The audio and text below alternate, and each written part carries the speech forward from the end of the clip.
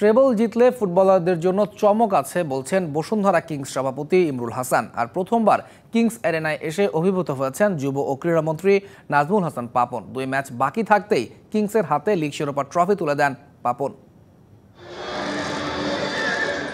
টানা 5ম শিরোপার রেকর্ডটা করাই ছিল। এদিন কিংস অ্যারেনায় ছিল আনুষ্ঠানিক লিগ শিরোপা তুলে দেওয়ার আয়োজন। সেখানে প্রথমবারের মতো এসে অভিভূত হয়েছেন যুব ক্রীড়ামন্ত্রী নাজমুল হাসান পাপন। শুধু তাই নয়, ক্রীড়াক্ষেত্রে কিংস অ্যারেনার ভূমিকা দেখে অন্য ক্লাবগুলো আগ্রহী হবে বলে জানিয়েছেন তিনি। বাইরের থেকে দেখে যেটা বুঝছি এটা খুবই সুন্দর, মানে এটা আসলেই একটা সুন্দর স্টেডিয়াম করেছে এবং মাঠটা ডেফিনেটলি ভালো। ভিতরে ফ্যাসিলিটিগুলো এখন পর্যন্ত আমি জানি না, তবে আমি নিশ্চিত যে ওনারা যখন এটা বানিয়েছেন আন্তর্জাতিক মানেরই বানিয়েছেন। বঙ্গবন্ধু স্টেডিয়াম নিয়ে যেটা আমি ওদেরকে টার্গেট দিয়েছি অক্টোবর, আশা করছি অক্টোবরের মধ্যেই শেষ হয়ে যাবে। লিগে বসুন্ধরা কিংসের রেকর্ড গড়া হয়ে গেছে।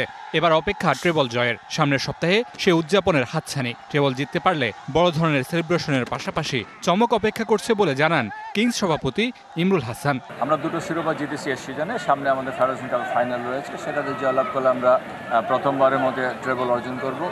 কিছু উদযাপন তো থাকবেই, তবে যেটা আপনি বলেন চমক, যদি বলি ফিরি সে চমকটা রইল না, সুতরাং সেটা উজ্জ্বল থাক। শুধু ক্লাব নয়, সবার সম্মিলিত প্রচেষ্টায় দেশের ফুটবলকে আগের জায়গায় ফিরিয়ে আনতে চান কিংস সভাপতি।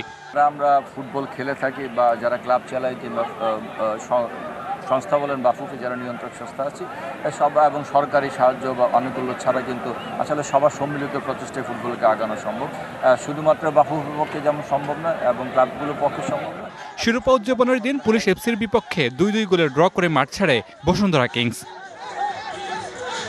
Mamunur Rashid, DBC news, Dhaka.